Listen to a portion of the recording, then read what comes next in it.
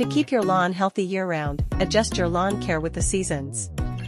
Let's dive into the essential tips for each time of year. Spring, as grass starts growing, raise your mower height to avoid cutting too much.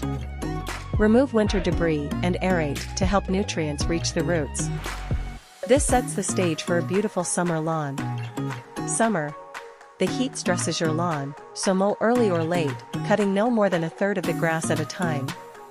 Keep your mower blades sharp and leave clippings to retain moisture. Fall. Gradually lower your mower height and keep mowing regularly. It's a great time for overseeding and fertilizing. Don't forget to rake fallen leaves to keep your grass healthy. Winter. Before snow falls, trim your lawn slightly to avoid it getting too short. Keep it clear of debris and avoid walking on frozen grass to protect it. With the right care in every season, your lawn will stay lush and vibrant year-round. Let Urban Care handle your seasonal lawn care.